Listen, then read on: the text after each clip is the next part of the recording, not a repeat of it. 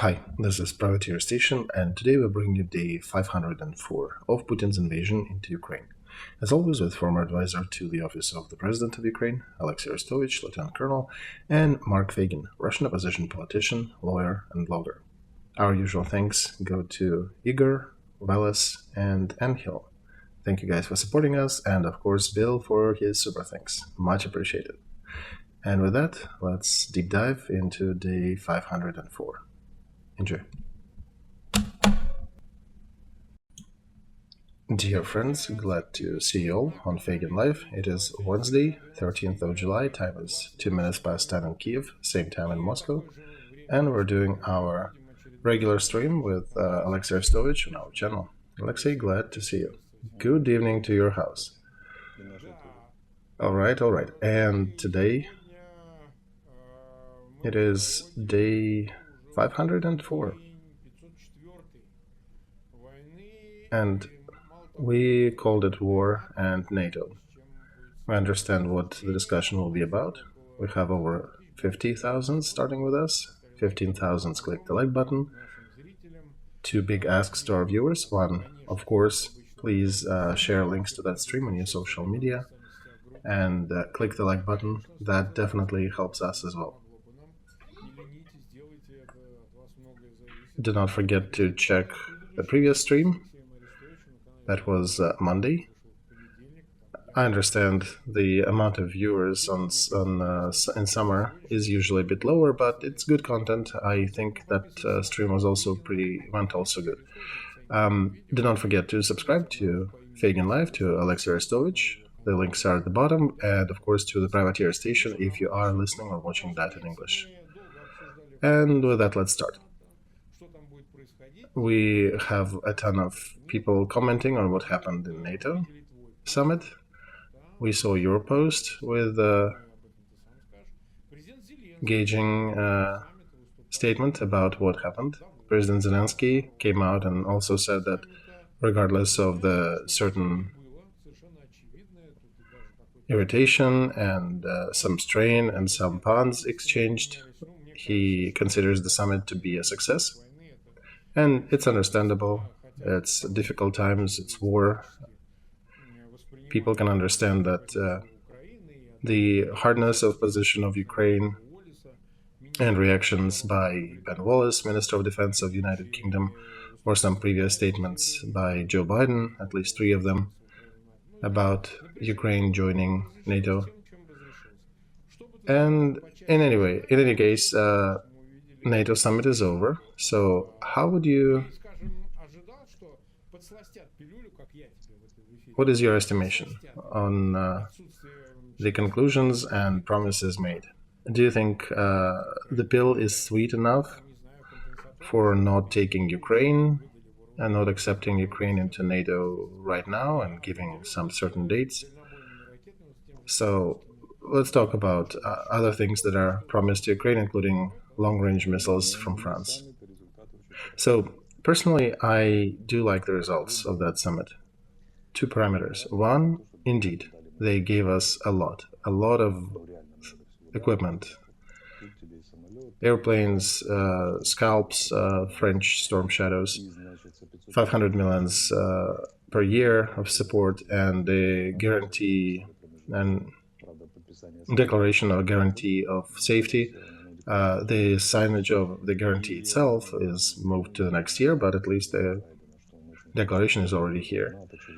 And Biden coming out and saying that Ukraine will be in NATO, and basically 1 hour after war you'll be in the NATO. So they tried to sweeten it as much as they can, and they did indeed help us. That's on one hand. On the other hand, I'm glad that the period is coming to an end. The period of Euro and NATO romanticism. And I think everybody who has eyes and brains could see that NATO countries are not philanthropic organizations. And their politics is ruled by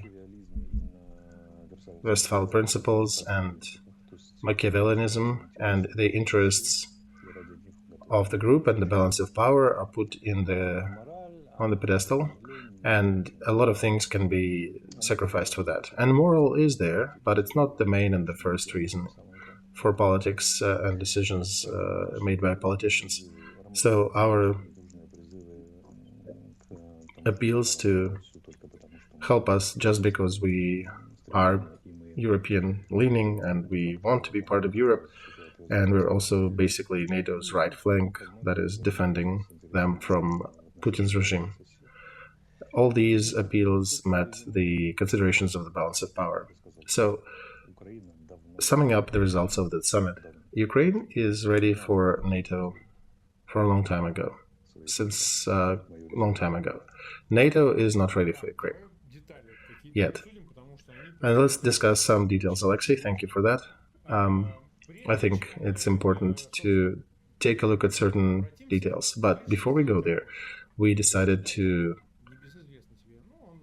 create another poll for today's stream. And Mikhail Podolyak, the guy whom you pretty well know, a speaker for the office of the president, and an advisor to the president, according to his data, in the next summit in Washington, Kiev might be or will be taken into NATO. And this is our polling. The question today is, will Ukraine be invited to join NATO at the Alliance Summit in Washington in 2024, next year? We already have people voting. Yes, 62%. No, 38%. But regardless, the question is pretty interesting. Russian propaganda is already squealing that they'll be just cheating on Ukraine, all the Western allies, they'll be giving promises, but will never accept them. But the statement made by Mikhail Podolyak, I think, is a heavy one, that this probability is possible.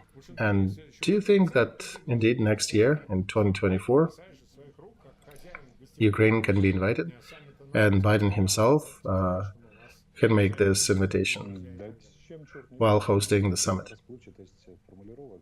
Well, you know, there can be different options here, different eventualities. And the way everything is worded, it leaves a lot of opportunities how to understand this phrase. Because the way conditions are set, it's kind of a Jesuit way to put them, and you can anytime come out and say that, yeah, Ukraine met all the conditions, we can accept them. And at the same time, they're described in such a way as reforms, as fighting with corruption, and it's all a bit nebulous, so you can always come out and say, well, no, they have not achieved these goals yet, so it's too early. Do you think they'll be hiding behind these declarations, these conditions? No, they're not, but they're leaving the field of opportunities. That's the art of strategy, to make sure that your field of probabilities increases and never diminishes. That's the strategy, the rule of strategy. Because looking at these nebulous formulations, just 15 minutes from now, one of them can come out and say, Ukraine is fantastic, they met everything, we'll take them into NATO. And the same conditions may also be understood in a different light, and one can say that Ukraine, even 10 years from now, has not met these conditions. So in my estimation, Ukraine had fulfilled 100 times over all these conditions and asks. And I understand that when they pose these questions and these requirements, that Ukraine still could increase and elaborate, and there are fields for improvement for Ukraine in these areas. But I can just from a get-go name at least 10 NATO countries that have a lot of room for improvement in these areas too.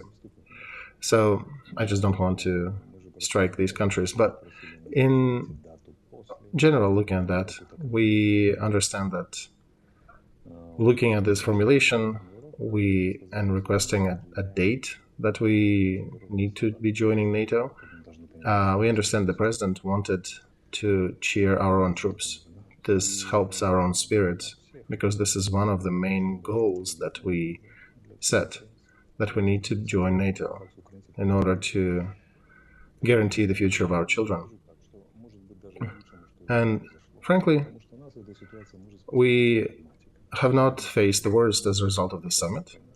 It's going pretty well, and we understand that we are fighting an existential battle. If we lose and there'll be no Ukrainians left, the world will probably cry for 3 days, maybe.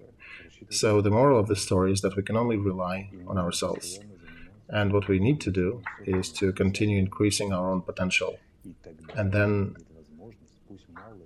we do have another game, maybe a smaller game, but a definite firm game of play with our allies. And they become real calculations, and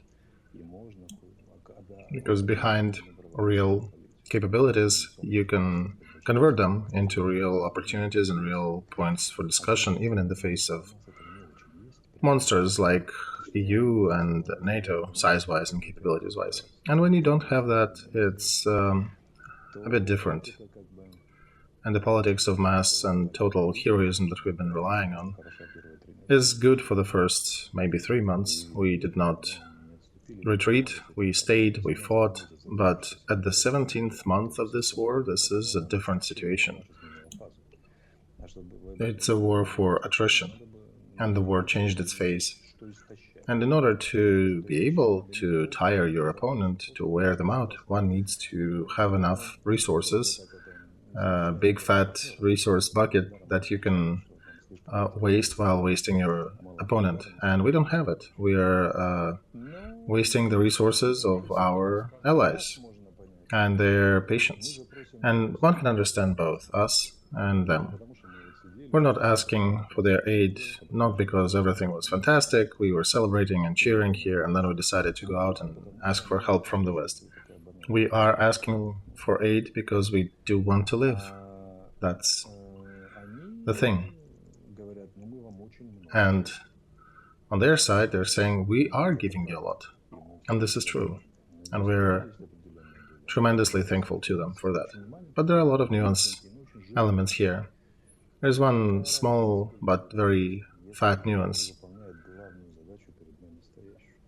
How important is how much you give when it doesn't allow us to fulfill the main task? For example,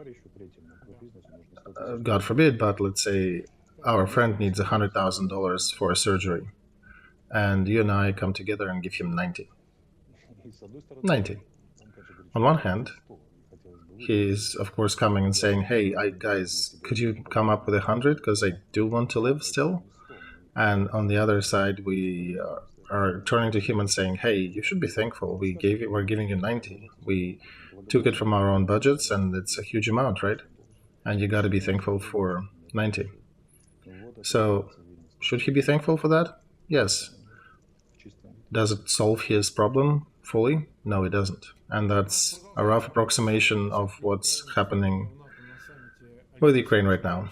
So thank you, Olexiy. Our poll is if Ukraine will be invited to join NATO in 2024. Yes, 61%, no, 39%. I wanted to ask you, this micromotorics, is that a witness of some element of you not being sure about something? Asking as an expert in psychology. No, Mark, no. It helps me to think. And I don't really care about how it looks.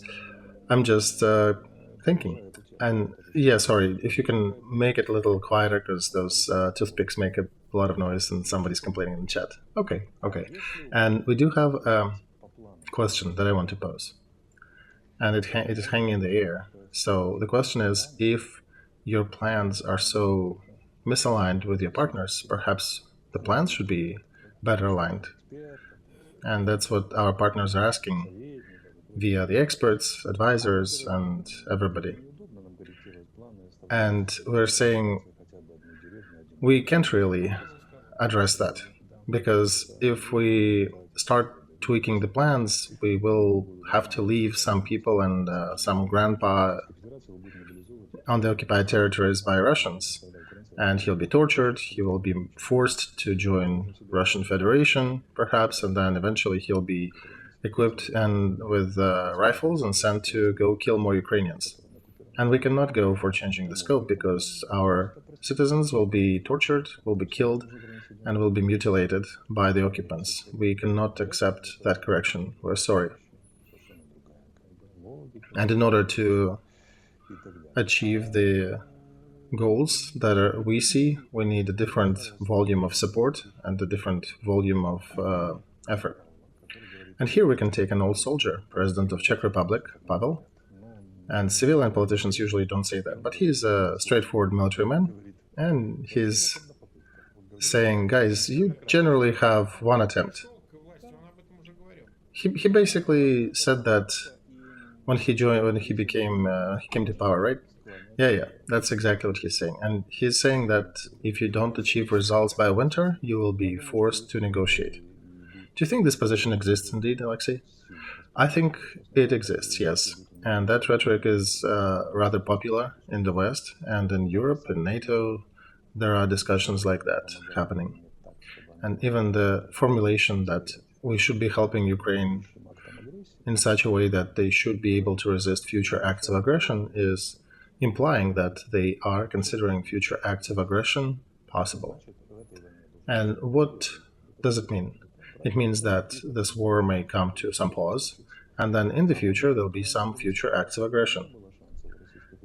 But what if one leads the war in a manner that Russian Federation would have zero chances of doing another act of aggression for quite a few years? And perhaps let Ukraine join NATO, so Russian Federation will not be able to do any acts of aggression on their territory. So, thankfully, I am not a politician, at least officially.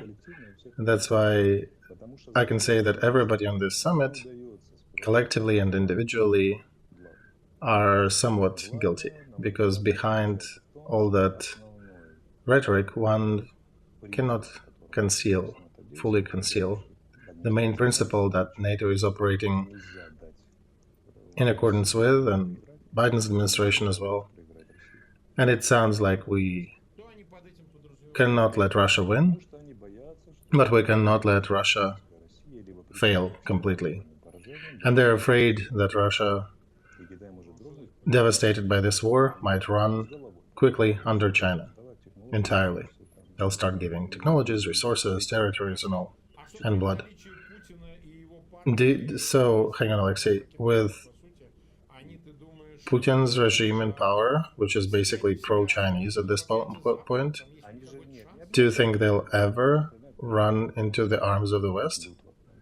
No, they don't see that this way, but they want to try to keep them somehow between and keep some influence on Kazakhstan or Central Asia, because otherwise China will consume those territories under its influence.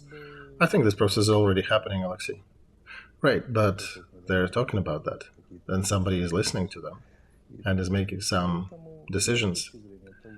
So, from my point of view, this is a false argument. The real argument sounds like this. If we leave at least 1 yard of occupied territory behind Russia,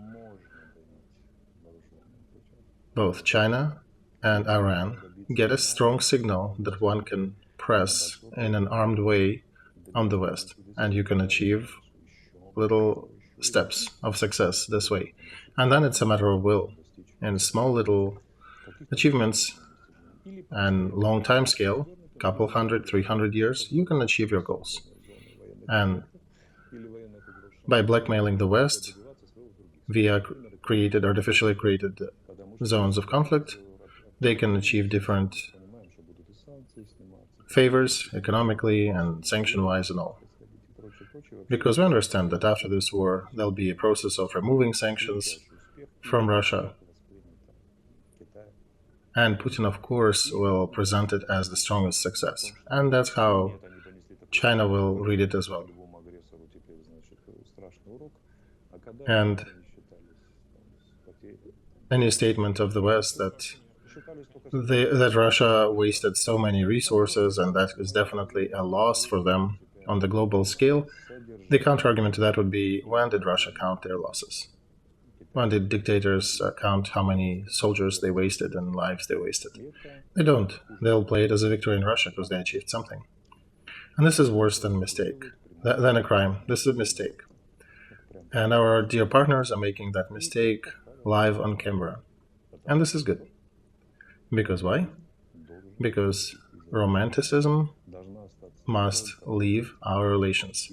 We must have only pragmatism left. We must understand that it's difficult to search for morality here. We need to look for numbers and for balance of powers. And when we are implying that strategy, we need to become one of the centers of that balance. Maximize to a degree we can our own military-industrial complex, our own economy, our own system of contracts and agreements with neighbors, that everybody will be genuinely interested in protecting each other. And the United States will be able to show certain elements of what they are interested in Ukraine, how we can cooperate together. This will be a different story. And it's time for us to start a proper system building of our sovereignty. And regardless of how small steps that we make are, each of these steps must be increasing our potential by the size of that step. And here we are going into the deep dark forest of mysterious Ukrainian soul, and I do like to talk about archetypes and historical parallels that I mentioned in my posts in social. But in my point of view, our allies are making a grave mistake, historical mistake. I mean historic mistake, not criminal mistake, not criminal error. It's a error of calculations and consequences. But we are also mistaken. Us as a nation. I'm not removing the responsibility from myself for failing to reach our leadership and people at large with my message, that we're still not transitioning to the real system building pragmatism. We're still trying to solve things with heroism for the whole 500 years. And instead of emotions and heroism, we need to start system building. We need to start build economy and rely on that instead of emotions. And order instead of heroism. Every person in the military knows that one needs heroes and heroic acts when you need to correct a mistake with bodies. And looking that Ukrainians have been heroic for the last 500 years or so, it tells you that we had a lot of failures in the aspect of building our systems and our society and country. And of course, the kings of the West are naked as well and making big mistakes too. So we both are making mistakes. What we should be doing, we should be really putting mathematics on the table and showing profits and benefits to both sides. We need to boost our economy because security does not exist outside of strong economy, so our military-industrial complex needs to become a vibrant one. And the West needs to get rid of Moscow-centrism and Moscow-philia, and start to understand that no rational agreements are possible with Putin's Moscow. No schemes that might hold China or might hold Russia from joining China are possible because Putin will always deceive. He does not know any other way. So that romanticism and their belief that they can somehow manage that situation, it can cause only an onset of laughter, really. So separately, I want to say a huge thanks to Lithuania. 30,000 flags, mostly Ukrainian, on the way from airport to the summit. I know they've been asked to not peddle Ukrainian topic, and they did. They still did that despite everything, wholeheartedly. Latvia, Lithuania, Estonia, Poland, Denmark, Holland, and many other countries of NATO. And it basically is very visible by the countries who are ready to train our F-16 pilots. They were very pro-Ukraine joining NATO. That special position of United States and Germany played its own role. In 2008, it was France and Germany, right? And this time France is more in favor, but Germany and the United States not yet. And we understand. They have their views, we have our views. We have a lot of problems with how they supply us with military munitions and resources. We can bring a ton of accusations of Moscow centrism, Moscowphilia, and all that, and how and what they supply. And they have legit questions: corruption, societal weakness, absence of reforms, poor economic situation. But a question one can bring up is, do both sides need to deep dive into problems and start yelling at each other and increasing the degree, or be more constructive? I'm for constructivism here. We can bring up the logical discussion and say, we understand your points of interest, we are ready to fulfill them, but this is what we need in return. And I think this needs to become our politics and policy, because this war, unlike any other, showed that it's difficult to rely on big international structures. The biggest guarantee of security is a contract with the immediate neighbor, who understand equally realistically as you do the real threat of Putin's regime. There are no problems with them. They understand everything from half the world: Baltic countries, Finns, Swedes, Romanians, etc., Poles. But, Hungary is showing another angle here, because you'd think 1956, right?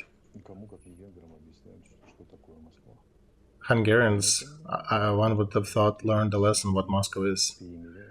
Yet still today they're trying to pacify everybody and to continue building a new block of their nuclear power plant. And I approximately understand what might have happened with a few millions when the first block was being built by Russia there. So I do like the summit results. On one hand, we got a lot of definite concessions, a lot of different improvements, and this is the success of our president, who threw everything on the table to make sure that we get there.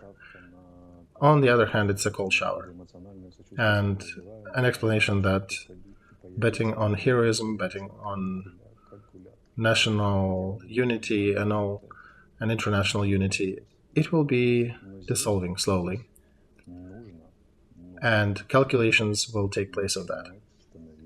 And that's here when we need to become adults. That's where we need to become decisive in building our country's systems, including the ones that will help us to fortify our relations with our neighbors. And this is our somewhat historic issue, because for 500 years we've been running away from that topic, that we wanted that Moscow or Polish or Austro-Hungarian government would be maintaining that, and it would be taking care of that. We had only two historic times when we were building systems here: Mazepa, Skoropadsky, and Yeremey Vishnevetsky, who's trying to build their own Ukraine, but that quickly was called by the uprising of his opponents. So this is a difficult historic curse that we need to address, we need to grow out of. All right, almost 165,000 are watching us. About 60,000 likes were already clicked. Please continue sharing links to that stream in your social media. Make sure you do subscribe. That all helps us to bring new eyes to the stream. And do not forget to subscribe to the Privateer Station if you are listening or watching that in English. About a quarter of original stream is being watched from Russia, from Russian IP addresses. That's interesting. And of course, yeah, subscribe to Olexiy Arestovych's channel. All the links are in the description. We are at almost 30 minutes, 29 and a half. Let's maybe take a quick look at the map and see what is unfolding there at the War Theater. Yes, we opened that. Which one do we open first? Let's start with the left bank. There are some interesting changes there. Curious, please elaborate. So, these fellows decided to create an active motion in Kupiansk and Svatova line. Oh, that's the whole other area, right? Yeah, that's in the east. That's in the northeast. And on our side, some people are very concerned. They're looking at these fights with a lot of concern. But I do see a lot of positivity in this. From my point of view, they would not have ignited 3 areas in the Kupiansk front line if they were a bit more successful in the south. They are trying to do anything they can to pull some of our reserves from the south to the east. And that's why they're throwing the last of their operative reserves, like to tank detachments, to tank regiments, to try to attract more of our forces from the south to the east, northeast. But what if we do not distract? What if we do not pull our reserves and not throw them there? So it may sound very difficult and complex for the soldiers fighting there who are enduring it under Russian artillery and bombs and everything. But if you look at the strategic and operative side of a theater, it's a definite sign that their business in the south is real bad. Or at least they gauge that as bad. But we do have to say that the eastern direction is very complex right now. Nevskaya, Torskaya, Dibrova, Srebryanskaya forestry, Belogorovka, all that northeastern area is very hot. It's all on the tactical level. They're dreaming to become operative tactical, but very tough tactical fighting, and our enemy is projecting a lot of consistency and a lot of seriousness in their pushes. Now, if we look at Bakhmut area, some evil tongues on their side are commenting that our troops are pushing. On the other hand, they're very active in resisting near Klishevka and Kurdyumovka, and regardless of their resistance, we are pressing. And we're not going into the immediate attacks or counterattacks over their attacks, but we definitely are active on both sides. Marinka and Avdiivka traditionally still hot, without much change. And if you look at the southern front, we are working on the same main directions. It's Staromayorsk, Zhelobok, and that area.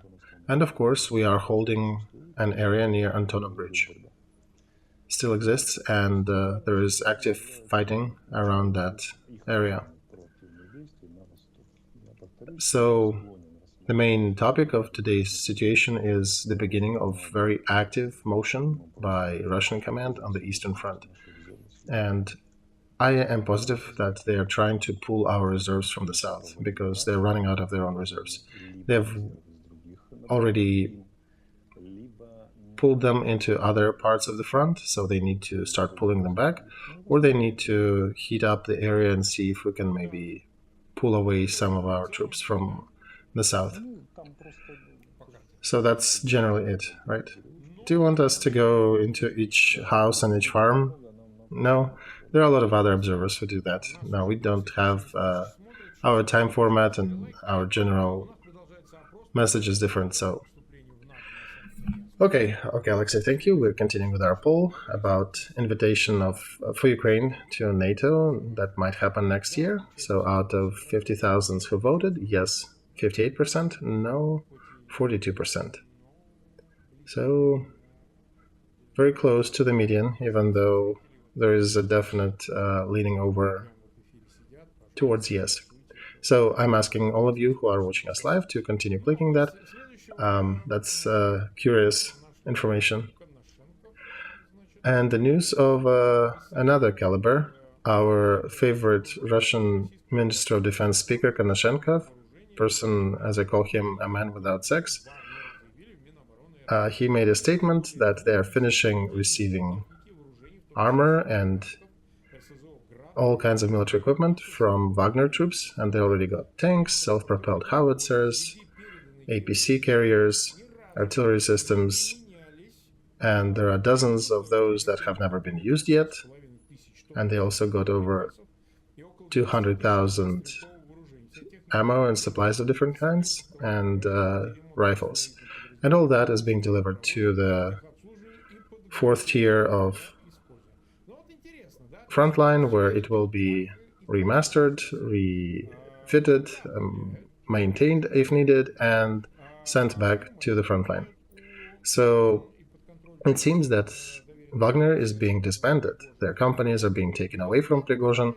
We don't know where Prigozhin himself is, yet there is information bubbling up that he still met with Putin personally and with other commanders of Wagner Troop. So regardless of that meeting, all the current information is pointing towards the fact that Wagner is ceasing to exist. There'll probably be something in its place, but as an entity, it is dissolving. How do you gauge that? Mark, I have a suspicion here, and my suspicion is that Russian power ministers stopped listening to Putin. How do you mean? It means that they follow with court proceedings. Oh yeah, and Minister of Defense is taking their equipment? Yeah, and they're not asking Putin. But why then Peskov comes out and says that Putin met with Wagner and his troops? Well, that's the reality, that Putin is weakening as a political figure and he's still meeting with them, but nobody gives a damn. So look at it this way. On the 29th, Prigozhin is meeting with Putin. At the same time, about the same days, Russian FSB people are kicking the doors into his office, take equipment out, take money out. So in the previous Russia, before the war, would that be possible? When a person is being received by Putin and then FSB would be taking over his office? No, that's unreal, right? You're right. But now it is happening. He's got personal guarantees. He's flying jets, he is getting his personal weapon returned to him, some of the money returned to him. At the same time, his field group is being pillaged and pulled apart by the military. So it somewhat follows in the whole Byzantine scheme when emperor is balancing between different parties, but if he fails to balance them, then some part of them just stops listening to him, and they do whatever. And you know the argument? Which one? Right now we are defending your power, Vlad. What if Prigozhin decides to go a second time for Moscow? He wanted to do it once, right? You already stated officially that they're traitors, so we are honestly eliminating these traitors.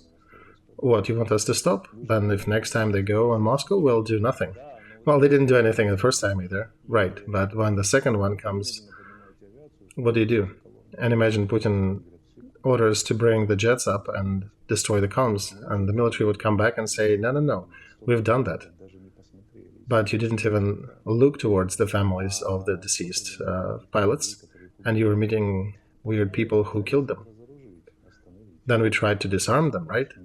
Before the second march, and you stopped us. So go defend yourself. So that's their argument. We've done everything to protect you preventively. And it's very easy for them to explain that position. This is a very serious sign of weakening of Putin's power. And frankly, if there was any crystallized alternative center of governance, Putin would not be in power. I think it's just the lack of alternative existence at the moment. But the fact that they stop listening to him in general, and that's the feeling I get that when I listen to some Russian news, that they don't even hear to or listen to their central command. They very often just make decisions locally. It's a very bad sign. Putin is losing monopoly not even for power, but for execution. Even when the order is given, nobody is executing it, and they execute their own things. And looking at that, the funnier becomes the position of NATO when they want to pacify Putin and come to some agreements with him. So,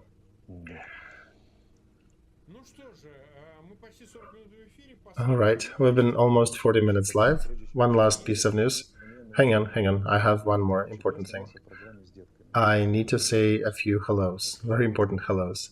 I was filmed in a video with some kids asking a lot of questions. What show is that? Oh, it'll come out in about a month, I think. But it was, one-on-one little kids interviewing me. And of course, their questions for the most part were created by adults, but still. There was a wonderful boy, Slava, with a great mom, Oksana Mikhailovna. And I want to send a very warm hello to these two and to all the other kids who were there. I want to say my own personal hello. I did promise them. And also, there were several more good people. I did promise about 3 streams ago, Alexandra and Andrei. They caught me in the forest. Wait, hang on, I'm afraid to think. Well, no, proverbial forest, it's a park. I was riding my bicycle and not touching anybody and not talking to anyone, and they were running there, and actually were running for a while after me, and when I paused, they came and said they're big fans, and I did promise to say hello. I don't know how that situation ensued. No, there was just a fun situation there. They were celebrating their birthday with the families, and they wanted to use the chance to take a picture and say hello. So I do want to also send hello to everybody who meet me in the streets, who say good words, and I'm sending my hellos back to them. And that's not everything yet, Mark. Oksana Mikhailovna and Slava are bigger fans of yours than mine, as they told me during that show, and they asked me to ask you to say hello, so could you please do that? So, separate hello to Oksana Mikhailovna and Slava, please close your ears when we are cursing here, but otherwise, thank you for watching our streams. All right, so let's conclude with the poll about Ukraine being invited in 2024 during the Washington summit of NATO. We have about 61,000 votes. 58% optimistically say yes, and 42% are saying no. They are probably deferred optimists.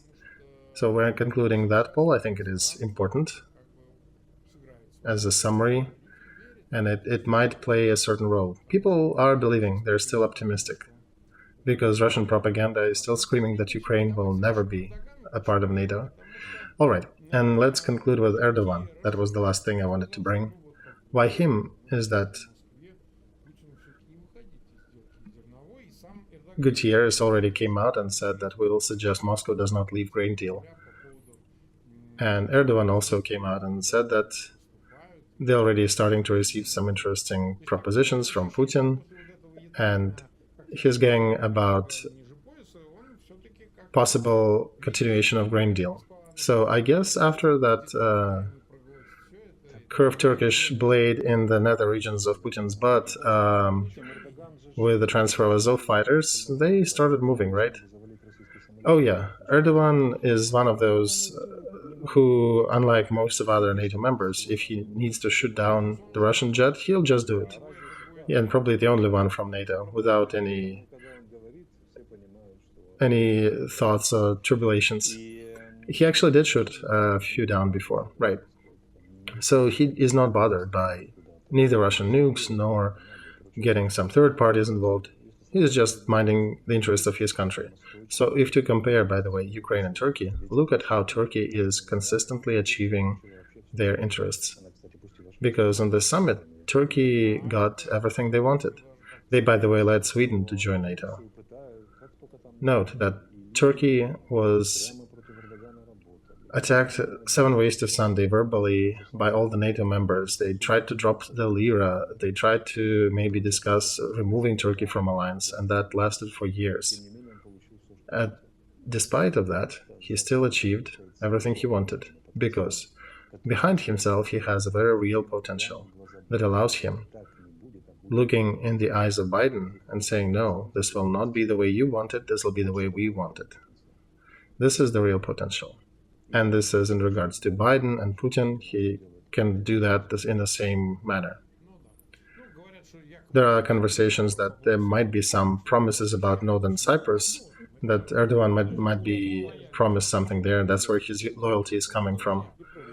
Oh, even more than that, right? Because that's another huge achievement if he manages to resolve that.